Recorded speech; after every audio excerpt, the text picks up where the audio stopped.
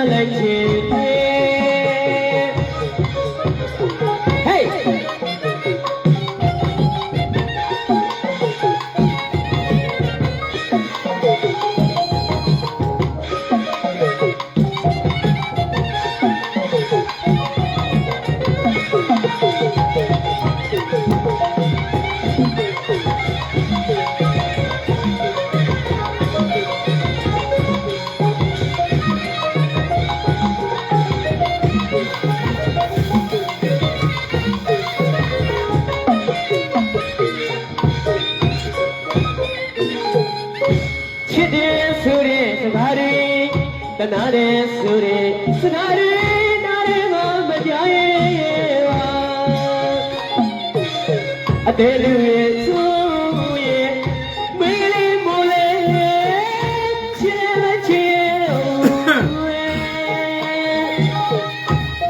Churi, Hickory, Monkey, a chewy,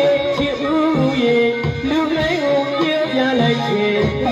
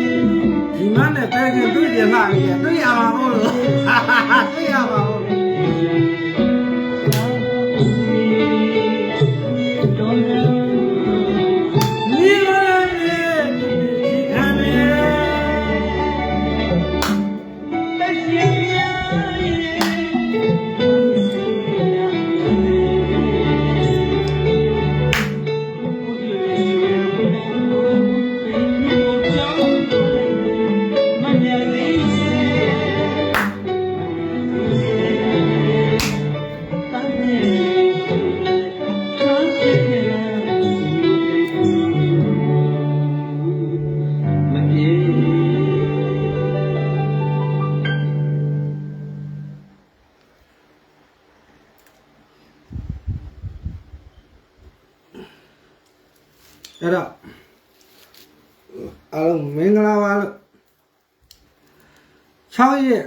အင်္ဂါနေ့ပါဟုတ်နော်6ရက်5လ2025ကနေ9ရက်တောက်ကြနေ့9ရက်5လ2025ပေါ့4ရက်တပတ်စာပေါ့နော်မွေးကျင်တဲ့လူတွေကမွေးပေါ့ဆွဲကောင်းတဲ့လူတော့ရမှာပေါ့ဗျာနော်ထွက်ရင်တော့ပေါက်မှာပေါ့မထွက်ရင်တော့လွဲရမှာပေါ့အဲ့တော့6ရက်5လ2025မှ9ရက်5လ2025အထိဟုတ်နော်6ရက်နေ့တနင်္လာနေ့ဖောင်းတယ်နော်အဲ့တော့6ရက်5လအင်္ဂါနေ့ကစပြီးတော့9ရက်5လတောက်ကြနေ့အထိမွေးကျင်တဲ့လူကဘူပရိတ်ပါနော်မနေ့9ပရိတ်ဟလားမနေ့နှစ်3လို့9ပရိတ်ညနေ6 9လို့9ပရိတ်ဟုတ်နော်ပရိတ်နဲ့စုံပေါင်းချင်းရလာဒါခဏခဏလေး line မှာပြောနေရပဲဟုတ်နော်တချို့မှတ်ထားတဲ့လူတော့ပေါက်မှာပေါ့မှတ်မထားတဲ့လူတော့မသိဘူးဟုတ်နော်အဲ့တော့နှစ်3လို့9ပရိတ်ရယ်မနေ့ပိုင်းမှာနှစ်3လို့9ပရိတ်ထွက်တယ်ညနေပိုင်းမှာ6 9လို့9ပရိတ်ထွက်တယ်အဲ့တော့မနေ့ညနေကုန်ပရိတ်ထထွက်ခဲ့ရင်ဟုတ်နော်မနေ့ညပရိတ်ထနေကုန်ထွက်ခဲ့ရင်ပရိတ်နှစ်စုံပေါင်းရင်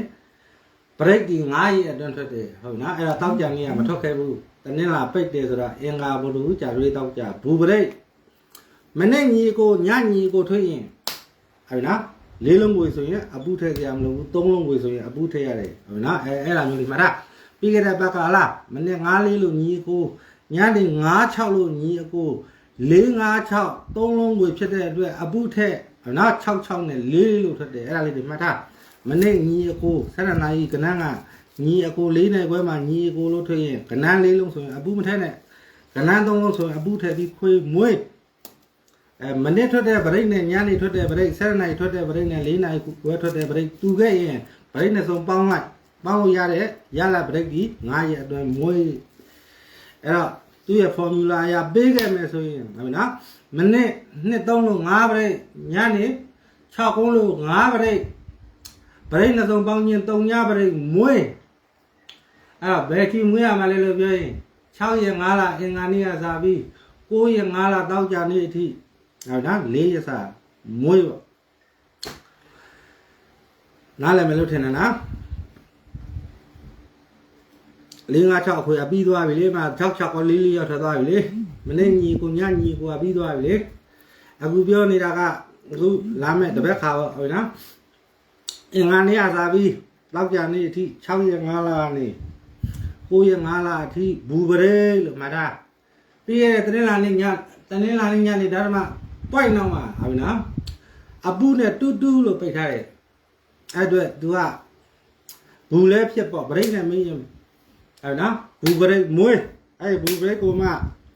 ကွန်းရမယ်ကိုင်းရမယ်ဆိုတာဒါ3ဘတ်တော့မွေးလိုက်ပေါ့ကွန်းမယ်ကိုင်းမယ်ဟုတ်နော်သူကပြီးခဲ့တဲ့တနင်္လာနေ့ညနေမှာဟုတ်နော်ဓမ္မပွိုင်းနောက်မှာတူတူပေါ့နှစ်ပူးနဲ့ဟုတ်နော်ပွိုင်းနောက်မှာဓမ္မနောက်မှာနှစ်ပူးနဲ့သူကပူးပြီးတော့ပိတ်ထားခြင်းကြောင့်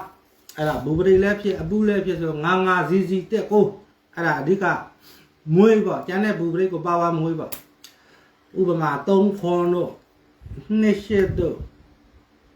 နားလည်လားမသိဘူး6လေးတို့ဒါဗျာအဲ့ဒါကိုပါဝါမွေးပြီးတော့အဓိကငါစီစီတက်ကိုအားအဓိကပေါ့မွေးရင်လည်းဒီကအဲ့ဒါအဓိကမွေးပေါ့နော်ဘူပရိတ်ဥပမာဘူပရိတ်တရားဘုပေါ့3ခွန်အားတရား4 6အားတရား2 8အားတရားဇီဇီ1000 9 1000တက်ကိုအား1000အဲ့ဒါမျိုးမွေးသူကြီးရလောက်ဆိုသူကြီးရမဟုတ်ဘူးဇာတိုးလေးနဲ့မွေးဟုတ်လားနားလည်မယ်လို့ထင်တယ်နော်ပြီးခဲ့တဲ့တနင်္လာနေ့ညနေမှာပွိုက်ဟုတ်လားဓမ္မနောက်မှာနှစ်နဲ့ပိတ်ထားတယ်တူတူလို့ဟုတ်လားတနင်္လာနေ့ညနေဓမ္မနောက်မှာအပူထွက်ခဲ့ရင်2ပတ်အတွင်းအပူထွက်တယ်ဆိုတော့ပြီးခဲ့တဲ့ဘက်ကအပူမထွက်ဘူးဒီဘက်အပူဟုတ်နော်ဒါဖော်မူလာအရာပြောတာအပိုင်မှာတရားပါတယ်လို့ပြောတာမဟုတ်ဘူးအဲ့တော့ဘူပရိတ်လည်းဖြစ်အပူလည်းဖြစ်ဆို55နဲ့ဇီဇီဟုတ်နော်ကနန်းကြံနဲ့တွဲသွားရင်တက်ကိုကနန်းကြံနဲ့ တွဲသွားရင်တက်ကို55ZZ တက်ကိုဟဲ့နော်ဥပမာပြောတာဘူဘရိတ်100ဘိုးနဲ့မွေးလိုက်ဘူဘရိတ်100ဘိုး462839တရားဘူးစီမွေးပြီးတော့55 ZZ တက်ကို1000ဘိုးအဲ့လိုမွေးပေါ့အဲ့လိုမွေးဟုတ်နော်နားလည်မလို့ထင်တယ်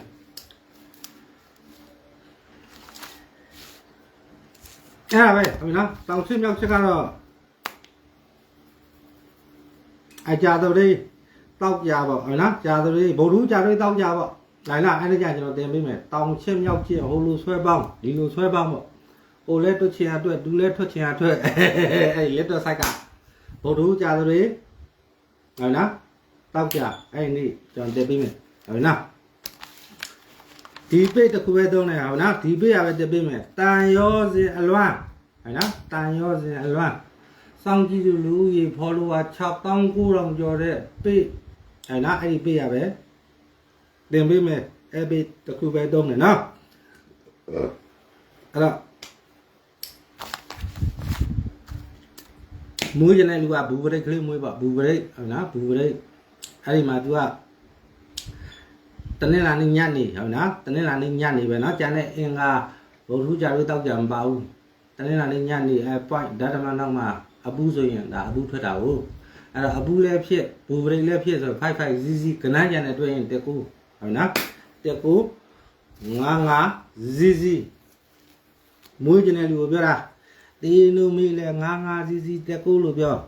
တကောင်ကျော်မီလည်း55ZZ တက်ကူလို့ပြောဝင်မဲ့ဝင်ကျင်လာကိုင်းမဲ့ကိုင်းကျင်လာဆိုတော့ဒါဝင်ကျင်တဲ့လူတွေကိုင်းကျင်တဲ့လူကဒါ55နဲ့စီစီလေးဝင်ပေါ့ဟဲ့နော်ကိုင်းပေါ့ဟုတ်လားကဲအဲ့ဒါပဲအဲ့ဒါလာပြောတာအဲတောင်ချင်းမြောက်ချင်းဟိုလိုဆွဲပေါင်းဒီလိုဆွဲပေါင်းကိုလဲတွက်ချင်အားတွက်သူလဲထွက်ချင်အားထွက်ဟုတ်နော်နေလိုက်ကနန်းကတော့ဗုဒ္ဓဟူးကြာတပည့်တောက်ကြ3ရက်တင်ပေးမယ်နော်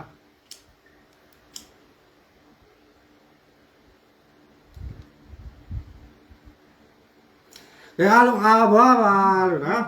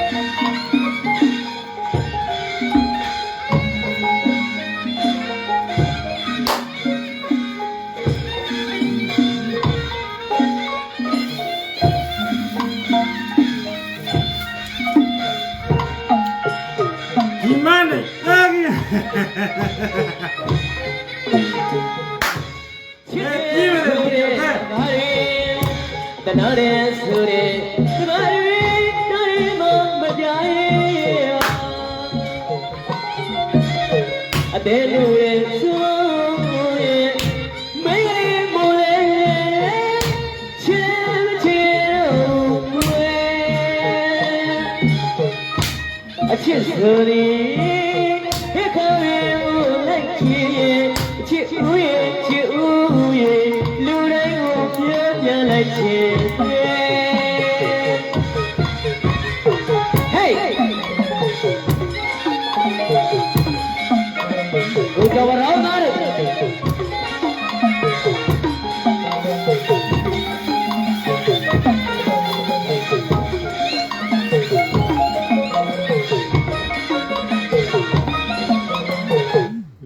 6ခွေ456ခွေမပါဘူးနော်456ခွေမပါဘူးနော်ဘူပရိတ်လည်းဖြစ်အပုလည်းဖြစ်အဓိကဘူပရိတ်ကိုမွေးလို့ပြောနော်အဓိကဘူပရိတ်3ခွန်286လေးကိုတရားဖို့မွေးရင်99 3 တက်ကိုတထာမိုးမွေးလို့ပြောတာ456အခွေမဟုတ်ဘူးနော်456အခွေမွေးเสียမလို့ဘူးနော်ပြီးရတဲ့တင်းလာနေ့ညနေမှာ point ဓမ္မနောက်မှာနှစ်နဲ့ပိတ်ထားခြင်းကြောင့်ပူးခဲ့မယ်ဆိုရင်ဖိုက်ဇီးဇီးလို့ပြောတာကြံကနန်းနဲ့တွားရင်တက်ကိုလို့ပြောတာဟုတ်နော်ဖော်မြူလာပြောတာဖော်မြူလာဆိုတာထွက်ရမြကနန်းအားလုံးကဖော်မြူလာပဲဟုတ်ပြီနော်နားလည်နော်456အခွေမပါဘူးနော်456ခွေမပါဘူးနော်အကွက်တွေများကုန်မယ်ကျွန်တော်ပြောတာဘူပရိတ်5ခွက်ဘူပရိတ်5ခွက်ထဲမှာဇီးဇီးရယ်55ရယ်19ရယ်အဲ့ဒါရွေးပေးတာနော်ဘူပရိတ်5ခွက်အာရင်10ခွက်ရှိတယ်အဲ့ဒီထဲမှာ55ဇီးဇီး19ဟုတ်နော်နားလည်မယ်လို့ထင်တယ်နော်456အခွေမပါဘူးနော်456အခွေမပါဘူးနော်အကွက်တွေများကုန်တယ်နော်456ခွေမပါဘူးနော်မပါဘူးနော်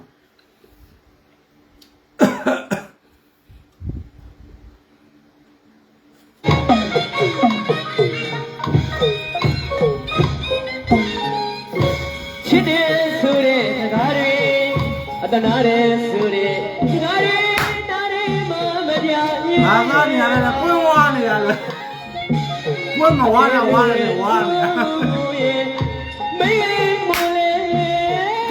ချစ်လည်းမချစ်အောင်ကွယ်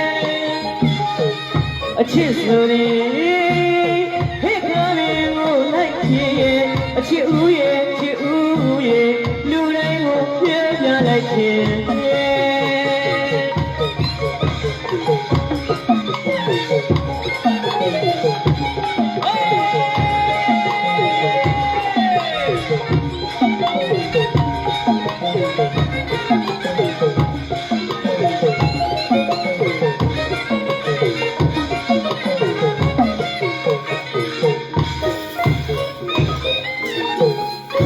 မူရီရွာတော်ငါရဲ့နေနေဝေတော်ငါရဲ့ကြွားလီကျွေတော်ငါရဲ့အချစ်ဆိုတော့ထားမသိလို့အညာမီပေါင်းလေးများလာပါပြီကွယ်မူရီရွာတော်ငါရဲ့နေနေဝေတော်ငါရဲ့ကြွားလီကျွေတော်ငါရဲ့အချစ်ဆိုတော့ထားမသိလို့အညာမီပေါင်းလေးများလာပါပြီကွယ်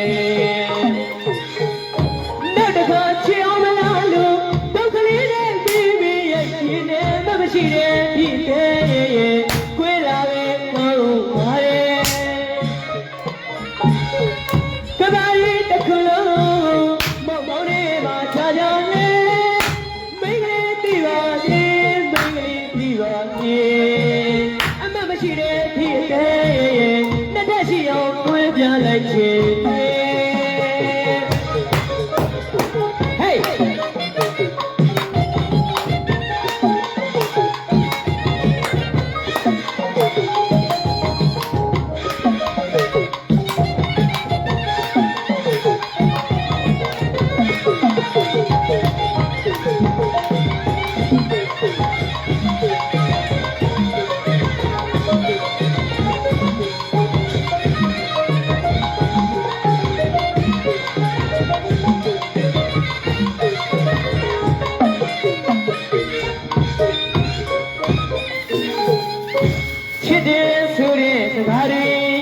တနာတယ်ဆိုတဲ့စကားတွေနားထဲမှာမကြားရဲ့ပါ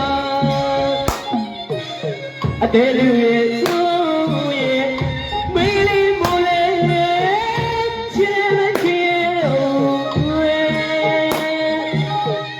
အချစ်ဆိုရင်ဟဲ့ကလေးကိုလိုက်ချင်အချစ်ဦးရဲ့ချစ်ဦးရဲ့လူတိုင်းကိုပြောပြလိုက်ချင်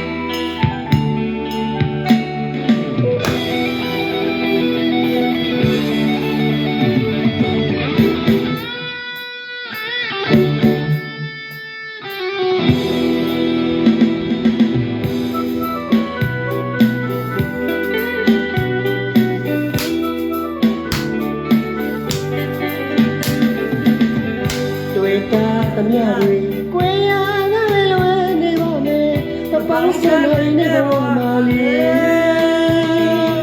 မတူညီတဲ့ချစ်ချင်းတရားတွေမင်းပေါ်ထားတဲ့သစ္စာတရားတွေမင်းကမှတန်ဖို့မထားငါဘက်ကပါတတ်နိုင်မလဲ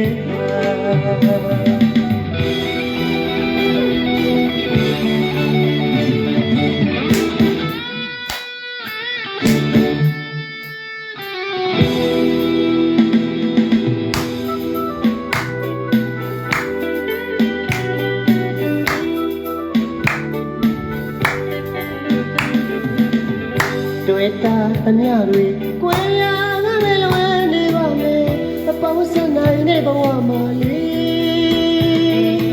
မတူညီတဲ့ချစ်ချင်းတရားတွေမင်းပေါ်ထားတဲ့သစ္စာတရားတွေမင်းကမှတန်ဖို့မထားငါဘက်ကပါတတ်နိုင်မလဲမင်းကတော့တွေ့လဲမှရင်လည်းမအယူတစ်ပိုင်းပေါ်ပါချစ်လို့ဖြစ်သွားလို့ရဲ့ယနေ့တိုင်ထိအောင်ဝင်နေစေပါအပြည့်အစုံရဲ့ပါဘူးအချစ်ဥမယူနေရဘူးပါရှာယူခြင်းမဖြစ်နိုင်တာဆက်လို့ချင်းနေခွေးလို့နေစေပါမင်းနဲ့သူအဖို့မေးပါမမင်းနဲ့သူတယောက်အတွက်ယနေ့တိုင်လွန်စေပါဆွေးမိုင်းနေစေကိုမှမဖြေတာအချစ်ရတဲ့မိတွေလောင်ကျွမ်းနေတဲ့ကိုဘဝမှာလေ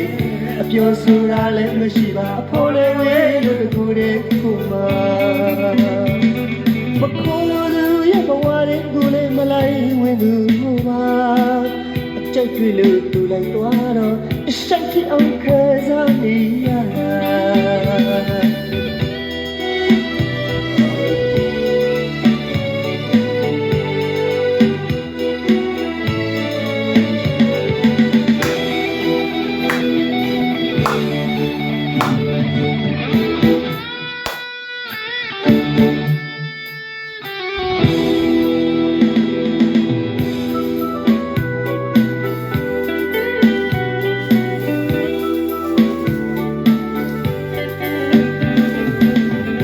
တွေ့တာသမျှတွေကိုယ်ရငါလည်းလွယ်နေပါမယ်မပေါင်းစပ်နိုင်တဲ့ဘဝမှာလေမတူညီတဲ့ချစ်ချင်းတရားတွေမင်းပေါ်ထားတဲ့သစ္စာတရားတွေမင်းကမှတန်ဖို့ထားငါဘက်ကပါတတ်နိုင်မလဲမင်းကခဏတာတွေ့လေငါရင်နေမအယူတိုင်းပေါ်ပြတ်သွားတော့လည်းယနေ့တိုင်ထိအောင်နွမ်းနေစေပါအပြည့်အစုံရဲ့ပါဘူးအချစ်ဥမယူနေရဘူးပါရှာယူခြင်းမဖြစ်နိုင်တာဆက်လို့ချင်းနဲ့ခွေးလို့နေစေပါမင်းနဲ့သူအဖို့မေးပါမမင်းနဲ့သူတယောက်အတွက်ဟာရှင်နေ့တိုင်လွမ်းစေပါဆွေးမိုင်းနေစေကိုမှမဖြေတာအချစ်ရတဲ့မိ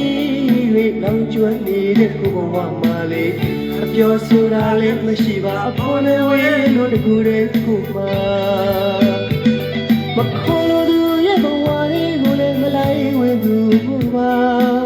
အကြိုက်တွေ့လို့သူလိုက်သွားတော့အစိတ်ที่အောင်ခံစားနေရတာ